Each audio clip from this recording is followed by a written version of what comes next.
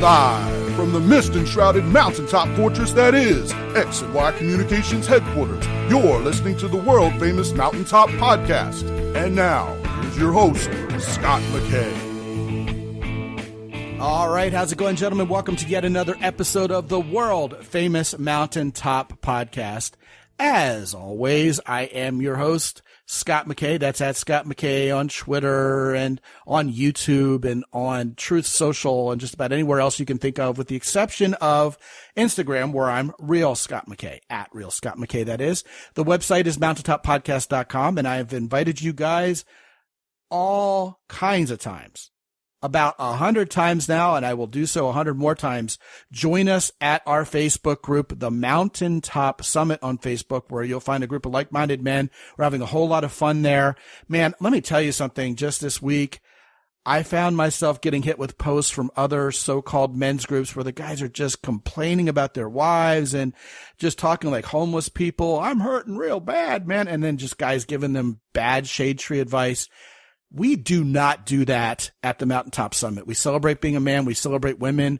We look at pictures of pretty women. We talk about what we're doing to get better with women, what our plans are for the weekends, and we help each other out, and it is 100% positive all the time. You should join us. It's something completely different, as Monty Python once said. Speaking of which, I have a guest with me today. Man, I think this cat and I go 10 or 12 years back. He's a good guy. He actually is one of the OGs working in this space of men's dating and relationship advice. So he knows what he's doing. He's gone under several different brands over the course of his career, but almost all you guys probably know him if you've been around the block.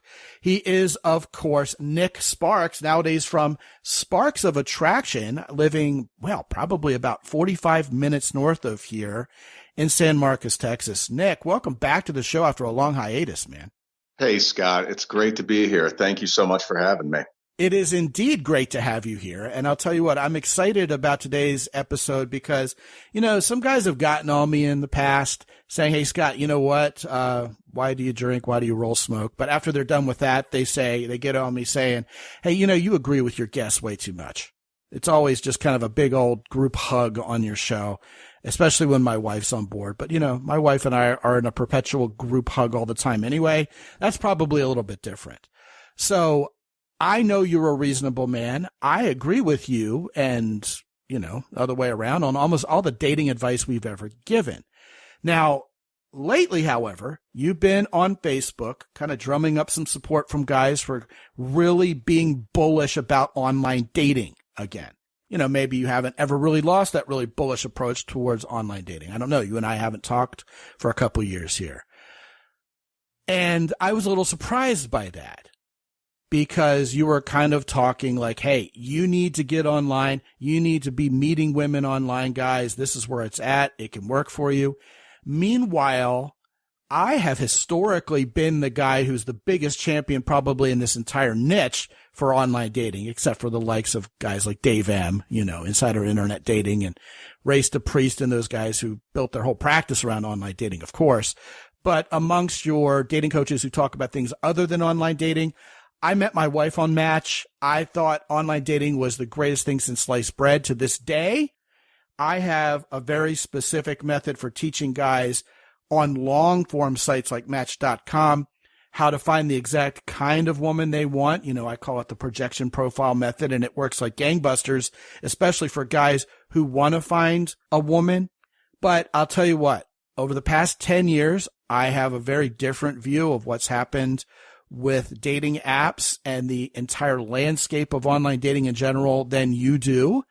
And that's going to be what we're going to hash out today. We're going to talk about the current state of online dating. And I think you and I are going to disagree a little, which will be music to some of these guys' ears, but in a friendly way. And I'm going to go ahead and reveal something to you right here, right now, Nick.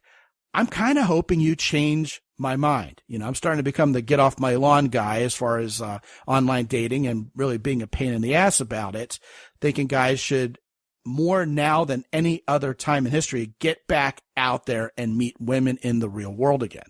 I know you don't necessarily disagree with that, but you're still kind of the mindset that guys should start off with online dating. So I'm going to sit down, be quiet, and I'm going to let you lay out your entire thought process for the state of online dating right now and what guys should be doing. So go for it, man. Riff away. So as a general overview of my feelings on this subject, I agree that guys should be going out there into the real world, into social situations. Oh, man, you're no fun. You're already agreeing with me. Already agreeing with you. All right. Anyway, continue. However, I feel that one of the best ways that we can improve our in-person skills, our ability to have success in those real-world social situations, is online dating. Being able to set up a date for every single night of the week is going to get you far more practice on your conversation skills with a woman who's interested in talking with you and attracted to you. It's going to give you far more practice on being able to communicate and express yourself sexually, because you've got this willing participant who is wanting you to do so.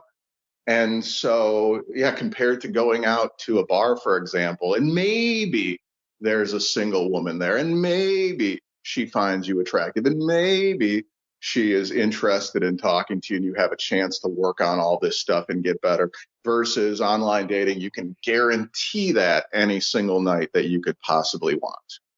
Now, see, if this were 2010, I would agree with you. We'd be on the same page. I just think the landscape has changed. Things are different now. And insofar as online dating being this bonanza of single women, you know, they're all single. Hey, I'm on record many years ago being in total agreement with that premise, you know, from the perspective of, hey, this is like when you were in high school or in college, you just had a sea of single women around you all the time, and you were immersed in that environment. And as I'm sure you know, as a longtime dating coach, Nick, a lot of guys graduate from college. A lot of women graduate from college. They get out there in the real world and go, man, this is freaking lonely. I just don't have all these girls around me anymore. And they go to the gym, and women are all looking cute in their yoga pants, but they're all wired to headphones, and they've tuned everybody out. Or you go to other places and women just seem too busy, or are they single? Are they married? I fully get all of that. I'm not necessarily sure things have gotten easier in terms of meeting women in the real world. The problem from my perspective, and, you know, by the way, we'll talk more about that in a minute. But from my perspective, the problem is online dating has gotten a lot more complicated, a lot more difficult, and the ROI that's there for both men and women in general is just greatly diminished. Now, here's what I see as having happened. First of all, when the online dating apps came out about 12 years ago, you know, the first iterations of Tinder and whatever, I really think that's when things started to go downhill. It kind of coincided with the rise of Twitter and Facebook really gaining traction. People started conflating social media with being social. I can like a couple tweets. I can retweet somebody. I can like a couple Facebook posts. And you know what? I've kind of fulfilled my friendship duty with that person for a while. I don't actually have to sit in front of them, talk to them. A couple years later, I was starting to see, you know, Generation Z kids sitting together at coffee shops, and they all have their nose buried in their phones, even though they're sitting in front of each other. Now, COVID hits, and we are robbed, okay, that's the word I'm going to use, of the opportunity to go out and be social. People's social muscles have atrophied. People have been trained to really be more dependent on online resources than ever. And here's the kicker, Nick, okay? I think the online dating companies, the people behind the apps, the people tweaking the software, even on the long form sites, were able to engineer their audience's user experience from a social perspective to the point where I think people are serving the apps and the dating sites more than vice versa. You don't ever see ads anymore where, hey, you know, we saw 10,000 couples get married who used our platform last year. Nowadays, they figured out, they being the online dating companies, the powers that be over there, have figured out, hey, you know what? We can keep people addicted to this platform. All we need to do is keep people extremely superficial, like on a bunch of people, always kind of looking to raise the bar, thinking maybe there's something more out there. The psychological purpose then becomes focused on accumulating likes rather than actually meeting someone, right? And then with the advent of being able to filter one's pictures and having such a short freaking attention span in terms of what we're actually gathering about the people we're theoretically going to meet before we meet them, even on the off happy chance that we actually sit in front of someone and talk to them, they're rarely the person we thought they were going to be. So I'm hearing a lot of frustration, even from really, really sharp men and women, that they're just beating their heads against the wall. The guys are swiping right on anything that can wear a skirt. The women are thinking they've been chosen by 200 guys. They get all picky. And then when they write 2 or 3 guys back, little do they know that those guys, see this woman as their 200th choice and they're not writing her back. Then it becomes this circular cycle of frustration. And meanwhile, okay, people's social muscles have indeed atrophied. And what we're seeing out here at this point in history, when we're recording this podcast, which is right around New Year's 2023, is people are starving for social interaction in the real world. We're all back in the real world. The masks are off. People aren't fearing COVID anymore, but we've just forgotten how to be social. Meanwhile, you have women who are dying to be social and have nobody social to be with.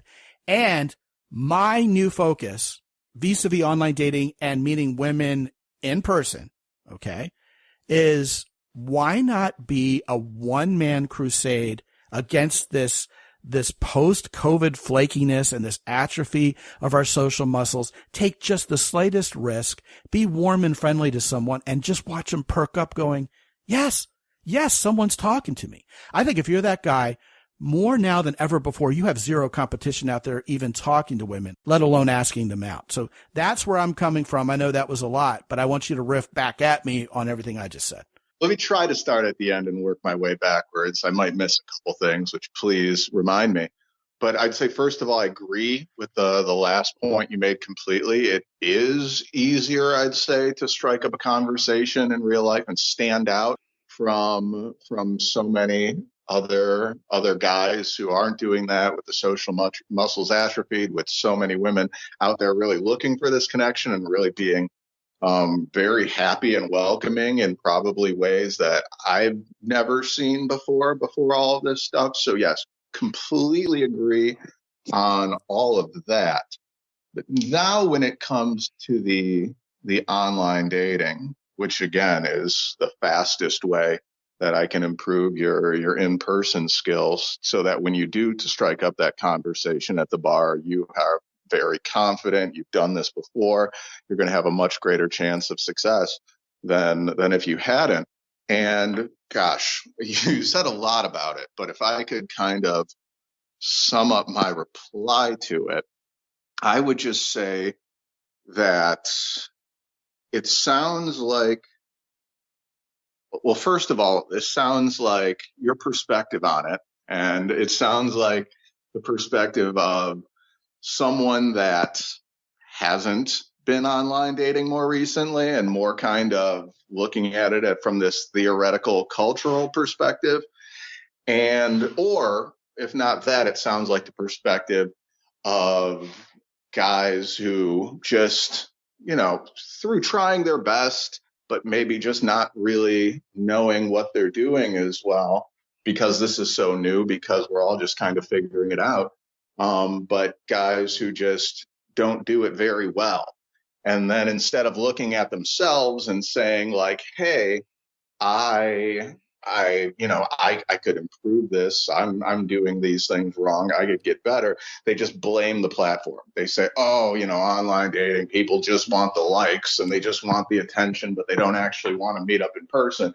Whereas if you take all of the guys that I've worked with and actually taught them kind of step by step how to do this right, that doesn't match their experience whatsoever. They find, and especially me going on dates, talking to a lot of these women that I meet through online dating, it perfectly matches my experience of working with guys, where women will tell me and show me their interactions with guys online, guys' profiles, and just the messages that guys are sending, where these most men just really have little to no idea of what they're doing. And these women who are like not desperate, but very much wanting to go on dates and very Starving. much wanting in real life. Sure, why not? Starving to go on these dates and meet up in real life for all the reasons that we just talked about.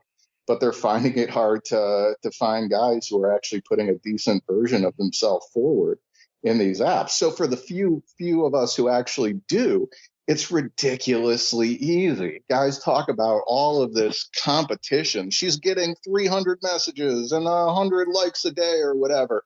But when you actually listen to women, when you look at their experience and you look at the experience of guys like doing it right, you see that there's no competition, that all of those likes are just like dick pics or like, send me nudes or like want to hook up or just like, not even trying to talk to them like, normal human conversation, when in fact, that's half the battle is just being normal.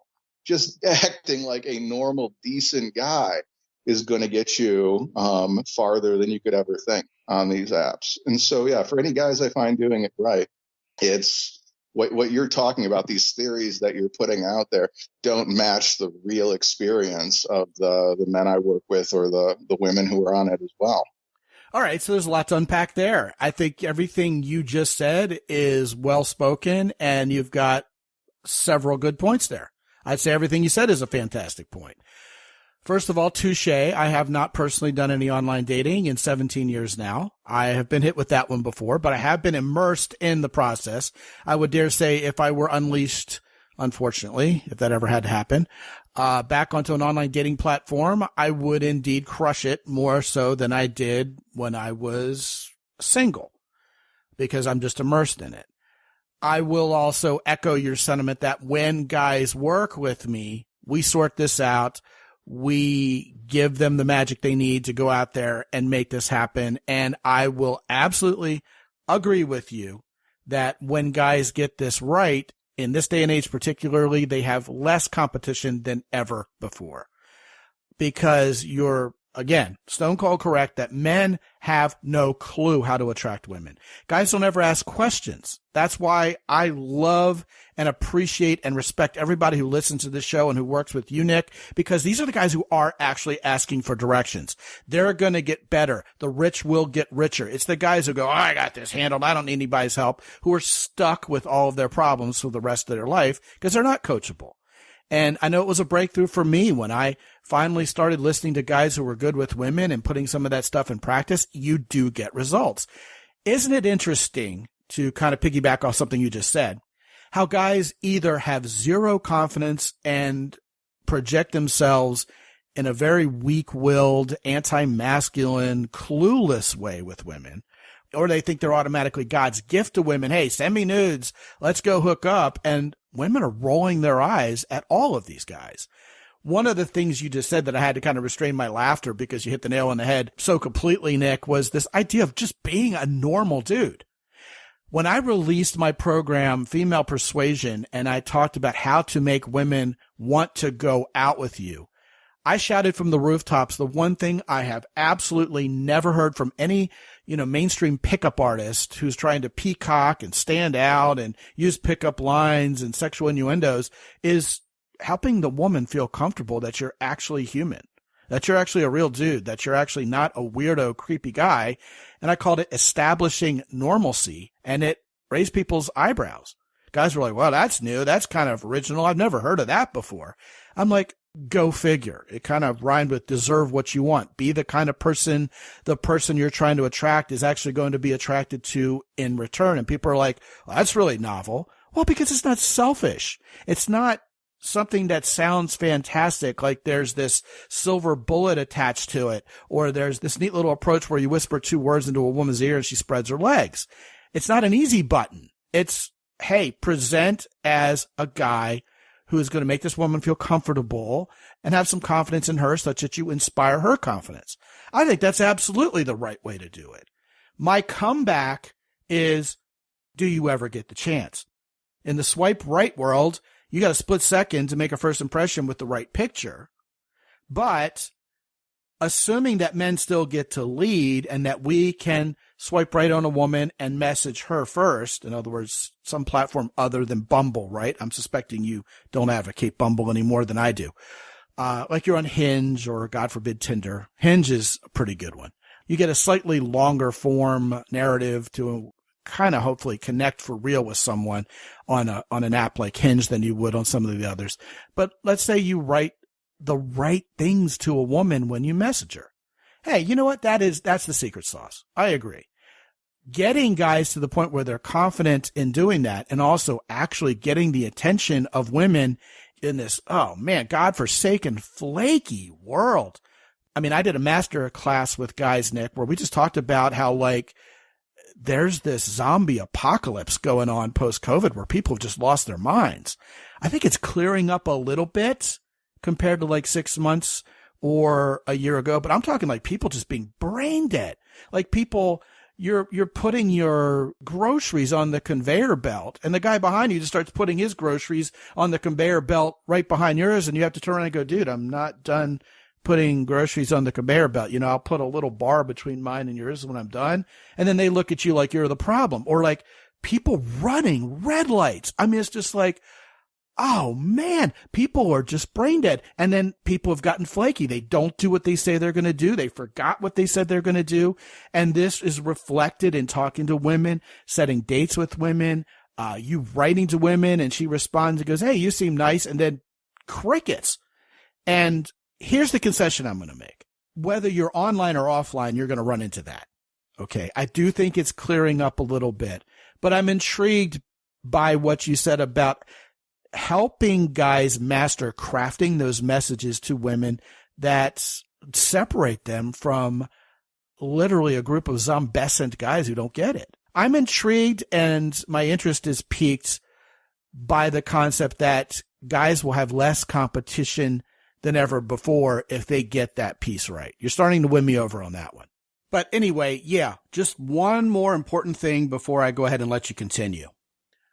I'm not completely talking out of my ass because I'm just supposing fictional things that, you know, I haven't experienced myself. I do work with a whole lot of guys, and what drives some of my opinions here is the simple fact that I'm seeing guys who are doing well with women offline and who have a lot going for them and have no reasonable excuse for not doing well online, just beating their heads against the wall. I mean, it's worse in places like New York City or Southern California or the Bay Area than it is in other places.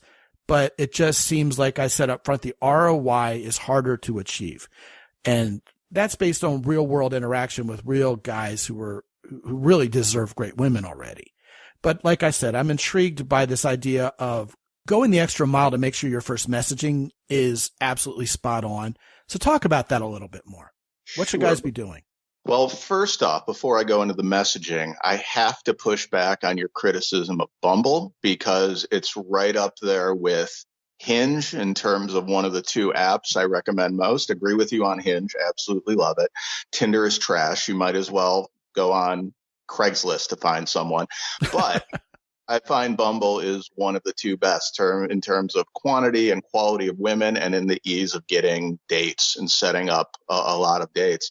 Bumble is great. And the whole women go first, that's complete nonsense. It's what it does. Here's one of the reasons why I love Bumble so much is specifically because of that women go first. Because one, it's not like they're starting the conversation 99% of the time. They say hi. And then it's still up to us to basically do whatever we were going to do anyway to start this conversation, to lead this conversation. What it does do for us, though, is let's say compared to Tinder, right? Let's say you match with 10 people on Tinder, and then you try to craft, because guys have to go first, you try to like put in all this effort, to not all this, but a decent amount of effort to craft a good message. And then you send it to her. And then you might get a response back 50% of the time, even being generous, a lot of those are just going to fall off because those women were probably swiping when they were drunk or something. And then they have a chance to reevaluate with all of their, stuff going on in their head and their criteria. And they say, not for me, or whatever, or I'm actually dating someone. I shouldn't have even been on this app. So you're going to have a lot of fall off post swiping. But in that case, on the traditional apps where guys go first, quote unquote, is that you're putting in all this effort up front to craft these messages for a lot of women that are never going to respond back to them. That's a waste of my time. That's a waste of my energy. Whereas in Bumble, yes, you're still, say you match with 10 women, but now those women have to send an initial message. And yes, most of the time it's just a hi. But what that does is that just automatically removes all of the women who were never going to respond to that initial message anyway. So now, say only 5 of those women on Bumble will send you that opening message of the 10 that you initially matched with. But now I only have to think about and put energy into 5 messages instead of 10, and not waste my time with that, and only talk to the women that are actually were going to respond in the first place, that are actually interested in me. Well, insofar as Bumble is concerned, I don't know if it'll surprise you to hear this, but my criticism of Bumble actually isn't based on the idea of women going first. I think a lot of guys get sweaty palms over that. But like you said, women will say hi or hello. And what I've likened it to is, well, let's just put it this way. It's a gimmick. And I've likened it to Jeopardy. It's kind of like you have to give the answer in the form of a question, and it is gimmicky. In other words, women go first, but really all they're doing is giving a green light for the guy to go first. It's rare that a woman will make a first move of any sort because, first of all, it's anti-feminine. They love men to make the first move and to start off that dance of attraction. It's just how women are wired. So yeah, you'll get hi, hello, and about a quarter of the time, according to the guys I talk to, women will say, "What are you looking for?" Which is a question that just derails guys because what they're thinking is, oh, here's a woman who wants to know right now if I'm into a relationship or just a fling or whatever. But really what those women are doing is trying to get a first person impression from the guy of what kind of woman he really is attracted to. So she knows he isn't just going to agree with whatever she said to try to get in her pants. I think that's fair enough. But again, none of that is really my criticism of Bumble. My criticism of Bumble is rooted in the report that it's just a lot of angry feminists because they're attracted to this idea of women leading and believe all women and the future is female and women go first and we're going to hijack this masculine role. So it just seems like there are a lot more women on Bumble, according to the guys who report to me, that really don't like men to begin with and would make crappy girlfriends than, say, on a place like Hinge, where women seem a lot more relatable, a lot more social, a lot more connectable, as I would say. But that may be a phenomenon that in a place like, rural Louisiana or somewhere like that, it's all going to come out in the wash. Or, on the opposite side of the ledger, all the women are going to be angry feminists in the Bay Area anyway. So I'm sure your mileage may vary. I'm sure your experience and mine can peacefully coexist on that. But anyway, I just wanted to throw that in. Go ahead and talk about what guys do right and wrong when they message women, Nick. Go ahead. Sure. Oh man, I want to respond to what you just said. Go for it. Okay, yeah, okay. Go ahead and respond to that too. Really quickly. One, the whole "what are you looking for?" That is like a softball that your guys should just be knocking out of the park and scoring. Should be, yeah, every single time. Oh yeah. That all guys, it's not to be intimidated, although I can understand why they are. Secondly,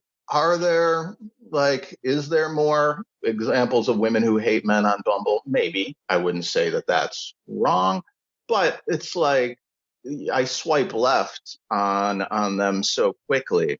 Like it usually, like if I see anyone whose like profile is super political, I'm going to swipe left on them quickly. Well, as long as you're willing to look past the pictures and actually see what she wrote, right? Well, you mean yes, to an extent, even though the pictures often give it away.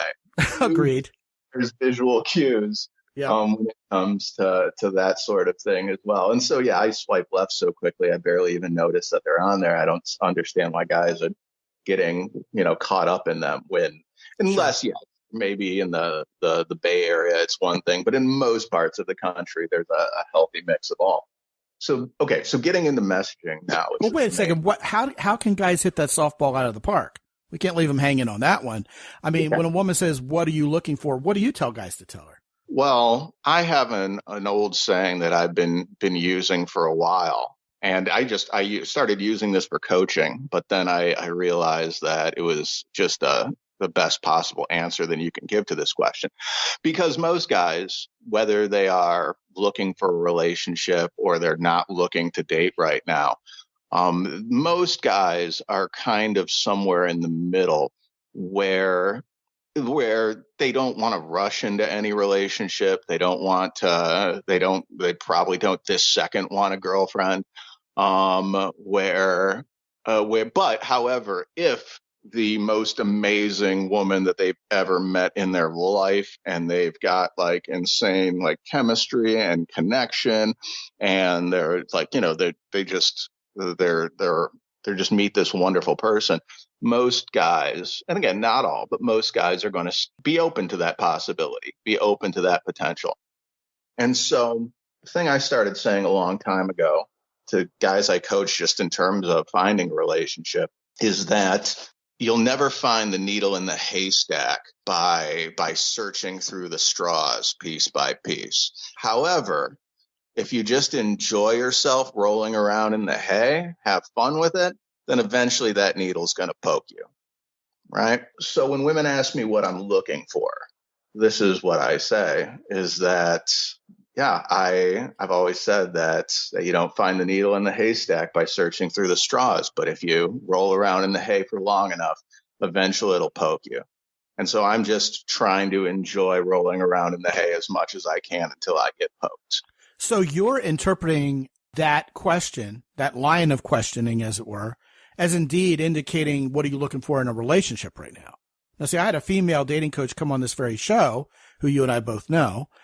That's not even what's on women's minds. What they're doing is they're trying to weed out the guys who aren't right for them by getting from them the kind of woman they feel like they would be attracted to and connect with, and see if they match up with her or not. Because otherwise, if she says, I love to go hiking and travel the world, then every guy's going to go, oh my God, I love to go hiking and travel the world too, dude. We're perfect for each other. And that's not going to cut it, because they know all those guys are just looking at her as a piece of ass. Whereas if they don't give guys anything to go on, and this is another thing that's been purported out there, that women kind of have vapid profiles on purpose if they're sexually appealing to a wide variety of men, because they want to see what men say and then only go after the guys they feel like are going to connect with them. Like if a guy says, well, here's what I'm looking for. I'm looking for a woman who can bait her own hook and drives a Jeep and is a little rough around the edges and can, stand up to other people and has some grit about her, but is still all woman all the time and believes in family values. She's going to go, ick, you're a fascist racist. Or she's going to go, oh my God, how soon can we meet? The idea of finding that needle in the haystack involves some Brene Brownian risk on the guy's part. You have to have the courage to step up and say the kind of woman you're looking for, and not be so needy as to think, well, my goodness, I'm going to lose an opportunity if she's not it, but instead say, well, I've dodged a bullet if she's not it. And then continue the quest to find women you're going to get along with. I would say there's something to that. I think women are trying to weed out guys who would otherwise just be visually focused on them by trying to figure out, okay, is this a guy I'm going to connect with before we even start? Meanwhile, a lot of guys don't even know what connection means, let alone how to strike up a conversation that leads to it. You know what I mean? Yes. And I'm not sure if I would completely agree with you on that. I feel like it's a big mistake that a lot of people make when they're going on dates, and they say, oh, well, this person isn't like what I'm looking for in the long term. So even though I'm enjoying their company, even though it's like we've got good banter and there's some sexual chemistry between us, they don't they're not this thing that I'm looking for in a long-term partner. Therefore, oh, well, not for me. And I feel like that goes very much against my whole have fun rolling in the hay sort of thing. Just learning to enjoy people's company, even if they're not going to be a long-term partner for you. And I find that a lot of women, not all, there's certain women that are going down the checklist. And if you don't meet the checklist, that's, then there's people like that on both sides. But I still find a ton of women who very much buy into this, hey, can we just we're enjoying each other's company right now. And when guys say, yeah, no, this isn't what I'm looking for, they're kind of like, huh, why are you getting so ahead of yourself? Why are we not in the present? Why are we ruining a nice short-term connection because we're focused on the future and not being present? And so this is why I find women more often than not, actually, I can't think of a single time when it didn't happen, love this answer that I give. And when other guys that I coach give it, because there are so many women that are just looking at it the same way. And it's refreshing to find a guy who isn't focused on that checklist and just ruling out women. So yeah, there could be a woman that doesn't match up with you long term in terms of what you're looking for. However, I feel that by just enjoying that person's company, enjoying the connection that you do have in that time frame, in that shorter time frame, you're going to have a much happier life. You're going to enjoy your single life a lot more. And by just opening yourself up more to more different kinds of people, by again working on those muscles of connection and sexual expression, you're going to be setting yourself up much better to find that to get poked by that needle. Again, it's not when we're looking for it. Okay, here's my criteria. This is what I have to find. When men or women do that, it's typically not the most successful endeavor. And they find, oh, these guys don't meet my checklist, I'm lonely as shit. These women don't meet my checklist, I'm lonely. And they're just not as in an open and connected, happy place than they would be going out and meeting new people. Now, see, I agree with you at the social level on every single thing you just said, all of it, 100%. We shouldn't come with a preconceived notion of the type of woman we're going to fit best with, et cetera, et cetera. The problem is this rapid fire, short window of opportunity, no thanks to online dating apps. When a woman's got 200 guys who messaged her today, she doesn't have time to go through all of that with all those guys. She's got to weed out a whole lot of them very quickly, and it's got to be done on the basis of, are you and I going to get along or not? So going back to the massive positive response you get from your style of responding to that, I would give almost a meta level answer that your answer, when it's ostensibly covering what kind of relationship I'm looking for, serves the tandem purpose of telling her the kind of guy you are and how well the two of you would get along, because you've got a sense of humor, you're quick, you're witty, you're a lot of fun, you don't take yourself so seriously. So the women who respond, oh my goodness, I love what you just said, may be looking completely past this idea of it having to do with what kind of relationship you're looking for and how quickly, and just seeing what you just advocated for, which is, yeah, you know what, you and I are going to get along. So see, I think that, in my estimation, is why women are responding powerfully to that. Now, it's a bit of an advanced skill level for guys to be witty and quick on their feet like that, and a lot of guys are very intimidated by that. But once again, going back to your central point, which I'm in agreement with, if you're one of these guys who's mastered this stuff, you have no competition. But most guys won't even spend any time trying to get this part of their life right, let alone enough time to get it right. Now, imagine how well that style of communication works in the real world also. I mean, I take guys out in field, Nick, and it's all banter, play, bringing out the fun in women and saying, hey, you know what? In order to find the needle in the haystack, I need to roll around in some hay a little.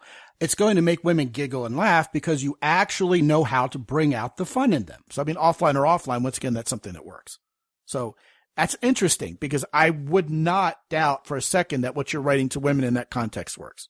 Yeah, and I think this really dovetails perfectly into the messaging aspect, because, I'm not typically working with the guys that are sending, please send me nudes and that sort of thing. Me either. Trying to be normal and have some semblance of a normal conversation. But more often than not, the guys who I start working with are just, their messaging is just boring. Oh, yeah.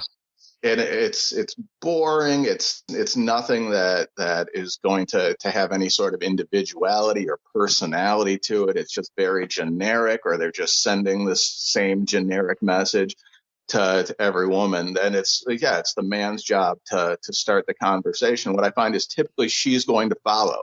If you start off with some low effort, generic, boring message and continue on that, that's exactly what you're going to get in response. She's just going to follow you right there.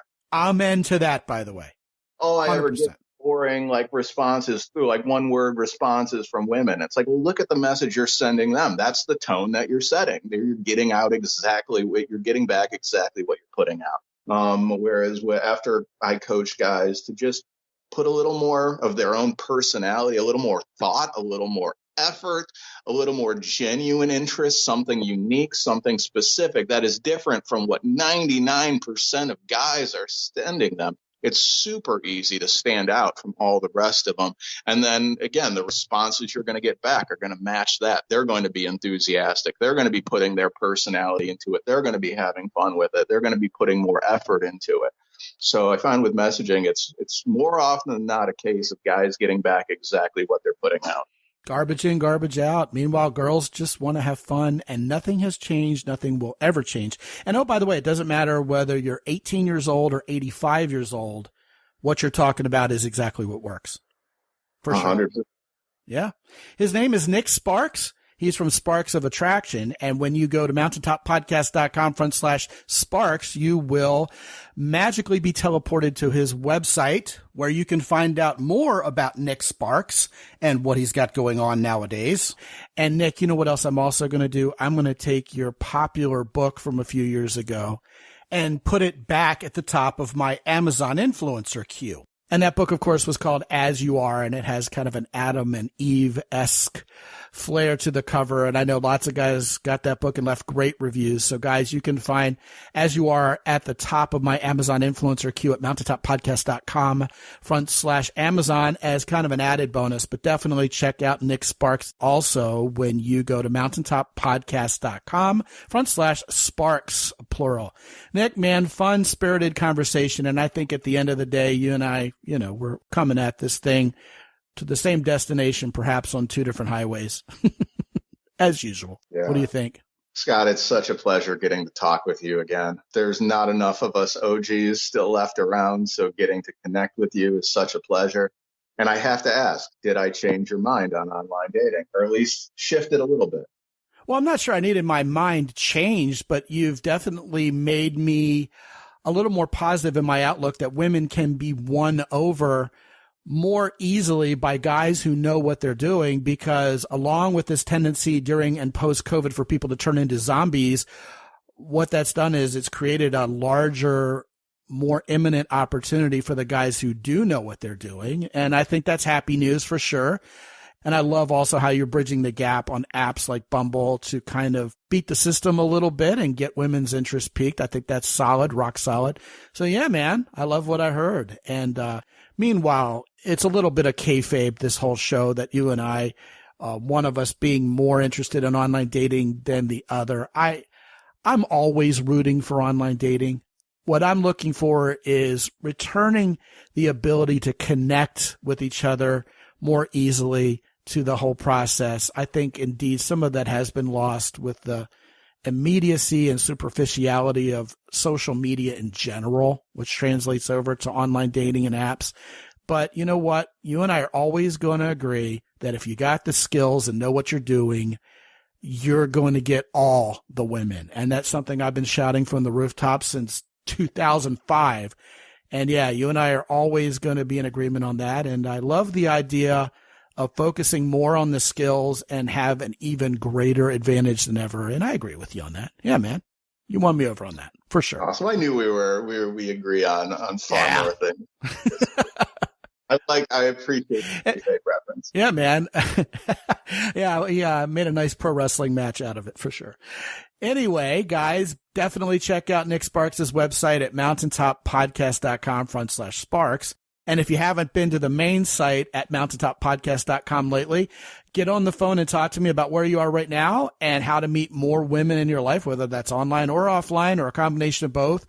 Guys, most of you need more women in your life, and you definitely need to find the right woman in your life sooner than later. Let's talk about it, man. Let's put a plan of action together for this year. Man, we're already into 2023. We're almost done with the first month of it. It's time to get up, step up, stand up, and do something, guys. That opportunity to get on my calendar is there for you at mountaintoppodcast.com. Also, check out our sponsors, Origin in Maine, which is Jocko Willink's company. I talk about the boots. I talk about the jeans. Guys, the supplements are all natural. They work. I use a ton of them, and I feel better every day of my life because of it. If you are into hunting or Brazilian jiu-jitsu and you have not checked out Jocko Willink's line of stuff over at Origin, you owe it to yourself to do so. You can go to mountaintoppodcast.com/origin and use the coupon code MOUNTAIN10 and get an extra 10% off your order when you use that coupon. Also, the good guys at Keyport and at Hero Soap are ready to outfit you like a man. You can check out either of those two wonderful sponsors by going to mountaintoppodcast.com/Keyport or mountaintoppodcast.com/Hero Soap. And once again, you can use the coupon code MOUNTAIN10 with either of those sponsors. Hey, a lot of you guys are checking out the master classes. A lot of you guys are downloading my newest program, Unsettled, and rocking your life to its core in the best way possible. Letting your dark side breathe a little bit so that you're not necessarily evil, but, you know, you're willing to do those things that are unpleasant, knowing it'll make your life as a man better in the long run. All these things are unheard of nowadays in the zeitgeist of human behavior. But, you know, when we're talking about being the best man we can be, stuff we got to cover, guys. Unsettled is getting rave reviews. You can check out Unsettled and get your copy at mountaintoppodcast.com as well. And until I talk to you again real soon, this is Scott McKay from X&Y Communications in San Antonio, Texas. Be good out there.